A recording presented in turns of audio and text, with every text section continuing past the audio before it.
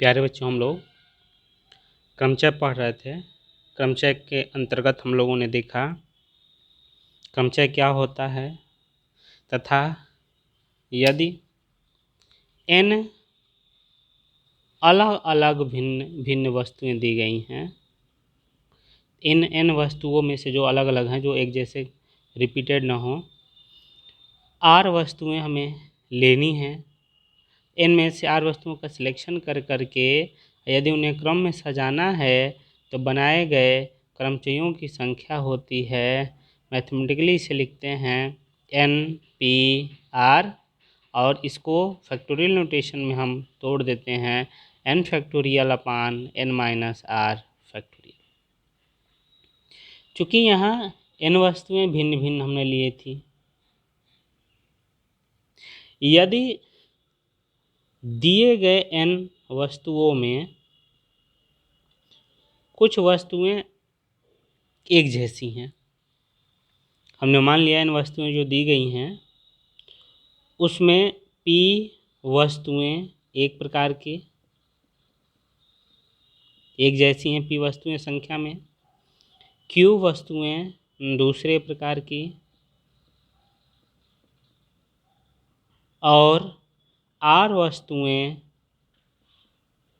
तीसरे प्रकार की हैं। मतलब n वस्तुएं हमारी दी गई हैं, यह सपोज करिए ये दिया गया हमको a a a a, फिर b b b b, फिर c c c c, उसके बाद x y z। हम यहाँ देखा कि यह एक जैसी वस्तुएं हैं, यह एक दूसरी प्रकार की और यह तीसरे प्रकार की वस्तुएं हैं और इसके बाद अलग अलग वस्तुएं हैं। जो एक जैसी वस्तु है इनको हमने गिना, यह संख्या में p आई। जो दूसरे प्रकार की वस्तुएं एक जैसी हैं उनको हमने गिना, यह संख्या में q आई। और तीसरे प्रकार की वस्तुएं हैं जो हम गिनने के बाद संख्या में ये r आई। और इसके बाद जितनी संख्याएं हैं वो सब भिन्न भिन्न वस्तुएं हमारी दी गई हैं और इन सबको मिला करके हमारे कुल वस्तुएं कितनी हैं? n वस्तुएं हैं। तो दिए गए n वस्तुओं में सभी वस्तुएं भिन्न भिन्न नहीं हैं। अब इन n वस्तुओं में से हम सभी वस्तुओं को एक साथ ले करके एक साथ लेकर बनाए गए क्रमचयों की संख्या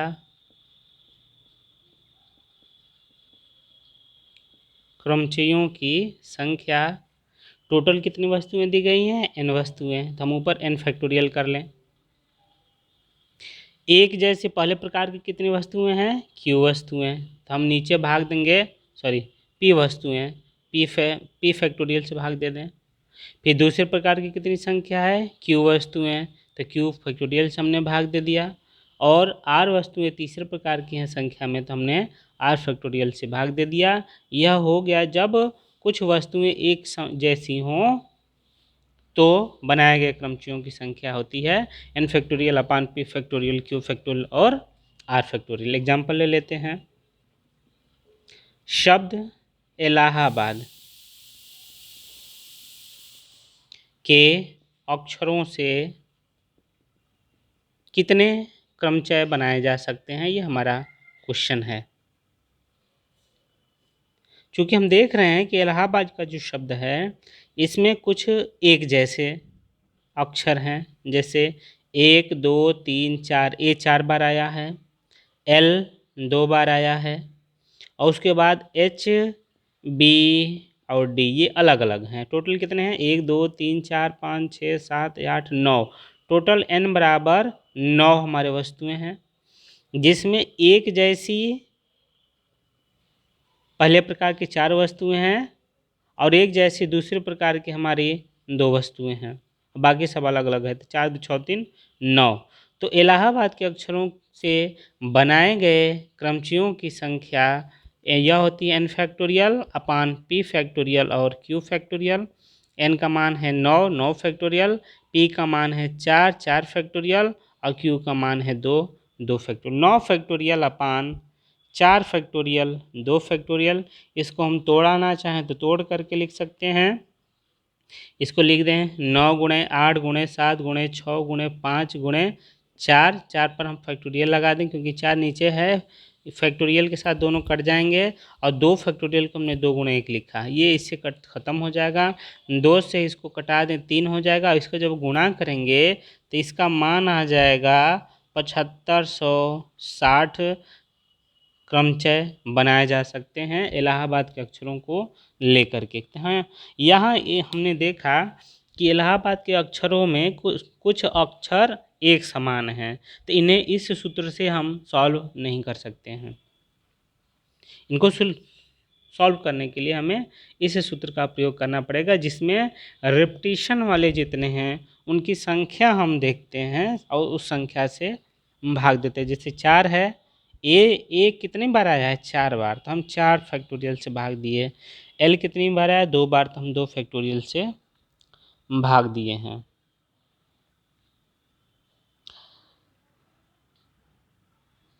ठीक, ये हो गया। एक और चाहे तो हम एग्जाम्पल ले सकते हैं और यदि हम देख लें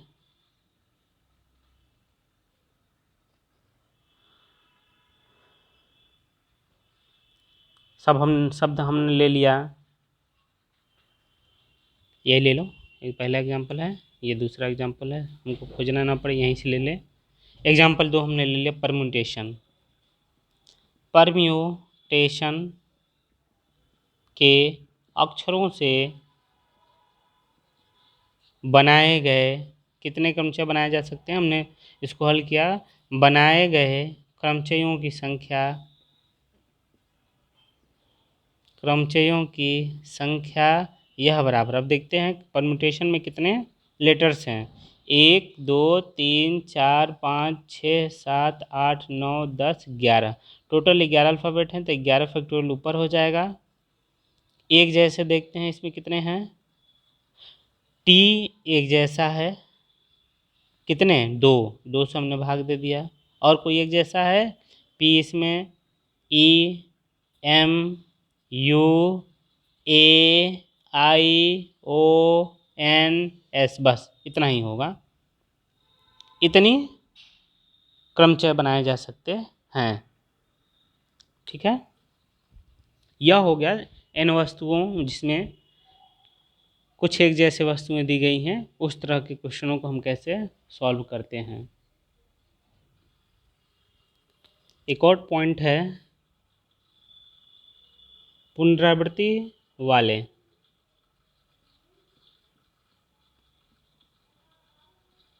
होने वाले क्रमचयों की संख्या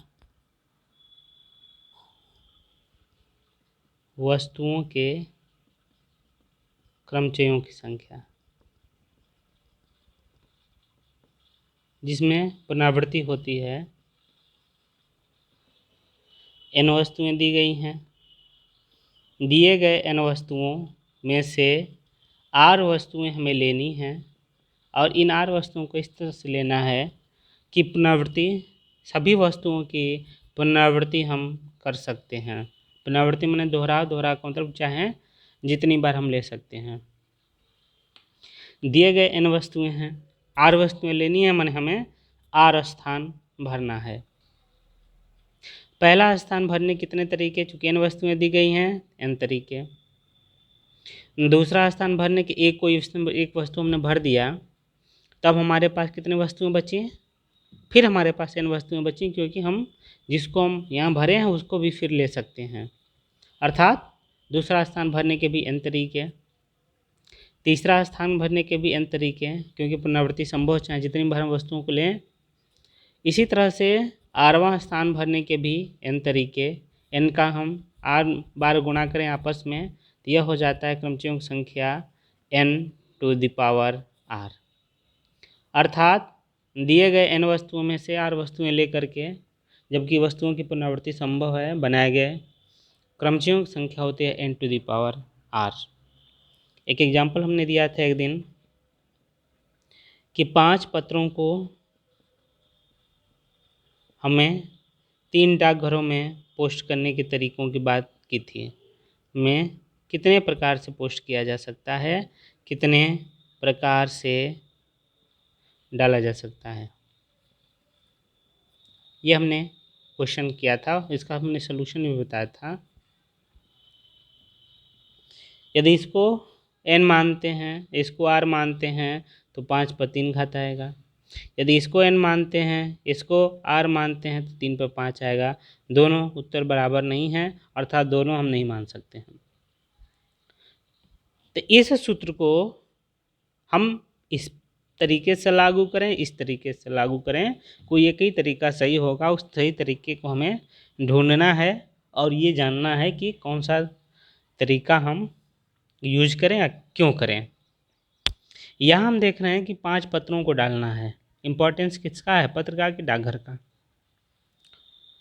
शुरुआत किससे करनी है, पत्र से कि डाकघर से।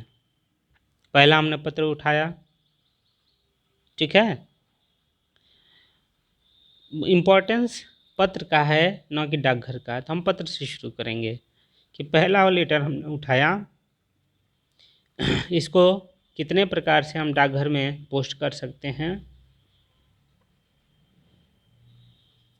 कितने प्रकार से, या तो पहले डाकघर में डालें या तो दूसरे में, या फिर तीसरे डाकघर में डाल सकते हैं। तो एक पत्र को पोस्ट करने के तरीके हो गए 3। इसी तरह से दूसरे लेटर को भी पोस्ट करने के तरीके हो जाएंगे 3। तीसरे पत्र को भी पोस्ट करने के तरीके हो जाएंगे 3। चौथे पत्र को भी पोस्ट करने के तरीके हो जाएंगे 3। और 5वें पत्र को भी पोस्ट करने के तरीके हो जाएंगे 3। चूँकि सभी पत्रों को हमें पोस्ट करना है तो इनका आपस में हमें क्या करना पड़ेगा, गुणन सिद्धांत से गुणा करना पड़ेगा। तो 3 गुणे 3 गुणे 3 गुणे 3 गुणे 5 पर गुणा करेंगे तो इसका मान आ जाएगा 3 पर 5 घात। ये हमारा उत्तर हो गया, ठीक है। एक और एग्जाम्पल ले लें और क्लियर हो जाए। कुछ खिलाड़ी खेल रहे हैं और उन्हें पुरस्कार देना है। 5 पुरस्कार 4 लड़कों में कुल कितने प्रकार से बांटे जा सकते हैं। 5 पुरस्कार 4 खिलाड़ियों में कितने प्रकार से बांटे जा सकते हैं, ठीक है। ये हमारा क्वेश्चन है। जबकि कितने प्रकार से बांटा, जबकि प्रत्येक लड़का कितने भी पुरस्कार पा सकता है। कोई कंडीशन नहीं है, चाहे तो एक ही लड़का सारा पुरस्कार ले सकता है, ठीक है। कोई लड़का चाहे कितनी बार पुरस्कार पा सकता है, पुरस्कार पा सकता है। 5 पुरुष हैं 4 लड़के हैं, 5 पुरस्कार है 4 लड़के हैं। तो यहाँ पुरस्कार देना इम्पोर्टेंट है कि लड़कों को देना इम्पोर्टेंट है।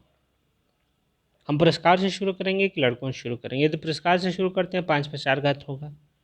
यदि लड़कों से शुरू करेंगे तो 4 से 5 4 पर 5 घात होगा।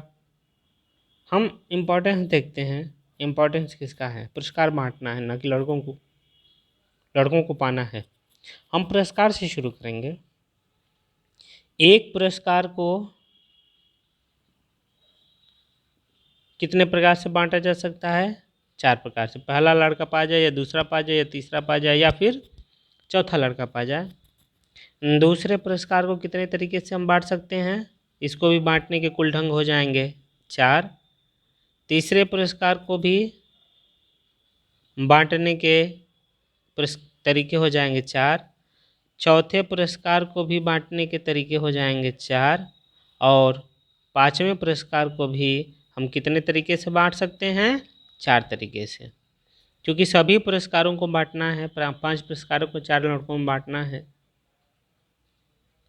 सभी पुरस्कारों को हमें बांटना है, सभी काम करना है। मैंने पहला भी और दूसरा भी और तीसरा भी और चौथा भी और 5वां भी और हम बोल रहे हैं तो बीच में क्या हो जाएगा, गुणा, अर्थात कुल तरीकों की संख्या 4 गुणे 4 गुणे 4 गुणे 4 अर्थात 4 पर 5 घात, और 4 पर 5 घात का मान कितना होता है?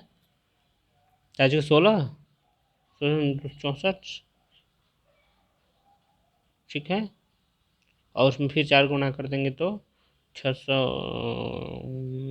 256 और 24 10 24 10 माने 1024 प्रकार से हम इन 5 पुरस्कारों को 4 छात्रों में बांट सकते हैं। एक और एग्जांपल ले लेते हैं यहीं पे। 4 अंकों की संख्या बनानी है कि कुल कितनी संख्याएं बनाई जा सकती हैं, जबकि प्रत्येक अंक की पुनरावृत्ति संभव है। पुनरावृत्ति हो सके। पुनरावृत्ति संभव होने का मतलब है कि चाहे कोई भी अंक कितनी बार हम ले सकते हैं। हमारे पास अंक होते हैं 0 से 9 तक। कुल अंकों की संख्या कितनी है? 10। कुल 10 अंक हैं, ठीक है। अब देखते हैं, हमारे पास स्थान 4 हैं। 4 अंकों की संख्या बनानी है, माने 4 स्थान है, इकाई, दशमलव, सैकड़ा और हजार का। 4 स्थानों में से जो 1000 का स्थान है उस पर हम 0 नहीं भर सकते। यदि 0 भर देंगे तो वह 0 265 टाइप का हो जाएगा। जो 4 अंकों की नहीं होगी, कितने अंकों की होगी? केवल 3 अंकों की होगी। तो 0 हम पहले स्थान पर नहीं भर सकते। पहले स्थान पर 0 नहीं भर सकते हैं तो पहले स्थान पर 1 से लेकर 9 तक के अंक भर सकते हैं। पहला स्थान भरने के तरीके हो गए 9। अब इन स्थानों पर हम 0 भर सकते हैं। कोई एक हमने यहाँ भर दिया तब भी हमारे पास 0 से 9 तक के अंक होंगे, क्योंकि प्रत्येक अंक की पुनरावृत्ति हो रही है, चाहे जितनी बार हम अंकों को ले लें। तो दूसरा स्थान भरने के तरीके, अब 0 से 9 तक में कुछ भी भर सकते हैं, तो यह हो जाएगा 10 तरीके। तीसरा स्थान भरने के भी 10 तरीके, और चौथा स्थान भरने के भी 10 तरीके। क्योंकि 4 अंकों की संख्या बनानी है तो चारों स्थान भरना है। इसका मतलब हो जाएगा कि 4 अंकों की कुल बनाई गई संख्याओं की संख्या 9000, अर्थात जब पुनरावृत्ति संभव हो तो उस समय कुल 4 अंकों की 9000 संख्याएं बनाई जा सकती हैं। इस तरह से हमने देखा पुनरावृत्ति होने वाले वस्तुओं के क्रमचिह्नों की संख्या, और उस पर आधारित क्वेश्चनों को हम लोग देखे हैं। एक दो क्वेश्चन और देख लो। एक सिक्के को 6 बार उछाला जाता है, 4 शीर्ष एवं 2 पुच्छ प्राप्त करने की विधियां ज्ञात करनी है। सिक्के को 6 बार उछाला जाता है, मतलब n का मान 6 है। और जब 6 को जब हम सिक्का उछालते हैं तो या तो हेड आता है या तो टेल आता है। कह रहा है कि 6 बार हम फेंकें और उसमें से 4 बार हेड आए और 2 बार हमारा टेल आए,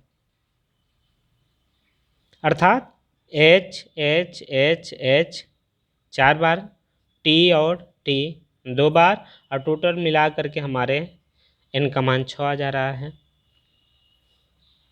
इसका मतलब है कि n वस्तुओं में से 4 वस्तुएं एक जैसी हैं, H H H H, और 2 वस्तुएं दूसरे प्रकार की हैं। इसलिए बनाए गए क्रमचिह्नों की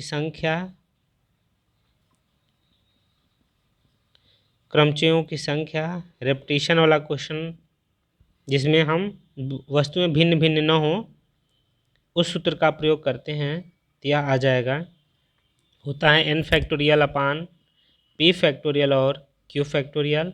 n का मान दिया है 6, तो 6 फैक्टोरियल अपान p का मान हो गया 4 एक जैसी और दूसरे प्रकार की 2। अब इनको तोड़ दें, 6 को तोड़ेंगे इस तरह से कि 4 फैक्टोरियल आ जाए, और यहाँ आ जाए 4 फैक्टोरियल है ही है, और 2 फैक्टोरियल को 2 गुणे 1 लिख लें, यहाँ दोनों खत्म हो जाएंगे।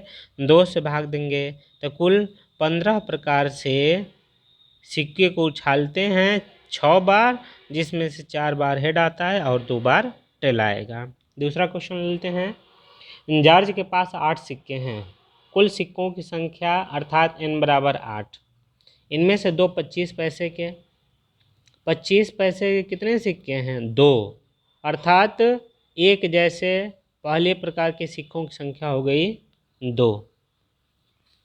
अब दूसरे प्रकार के सिक्कों की संख्या में देखनी है। 4 20 पैसे के सिक्के हैं, 2 50 पैसे के हैं, तो दूसरे प्रकार के सिक्कों की संख्या 2 हो गई। एक यह 25 पैसे वाले सिक्कों की संख्या है, यह 50 पैसे वाले सिक्कों की संख्या है, और 4 सिक्के हैं 20 पैसे के, माने आर का मान हो गया 4। यह एक जैसे वस्तुएं हो गई।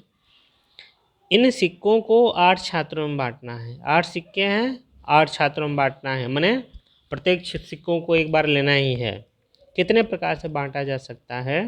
यह अभिन्न वस्तुओं के क्रमचय की फिर यह बात कर रहा है, जिसमें से कुछ वस्तुएं एक जैसी हैं, कुछ दूसरे प्रकार के हैं और कुछ तीसरे प्रकार की हैं। इनका भी हम इस सूत्र की सहायता से मान निकाल सकते हैं। n का मान हो गया 8 फैक्टोरियल, एक जैसे p का मान हो गया 2 फैक्टोरियल, दूसरे प्रकार के q का मान हो गया 2 फैक्टोरियल, और तीसरे प्रकार के सिक्कों की एक जैसी संख्या हो गई 4, तो यह हो जाएगा 4 फैक्टोरियल। इसको हम हल कर रहे हैं।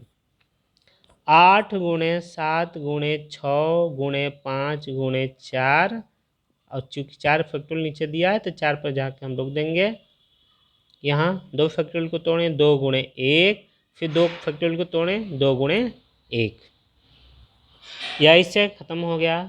2 दूना 4, 4 से इसको कटाएंगे तो 8 हो जाएगा।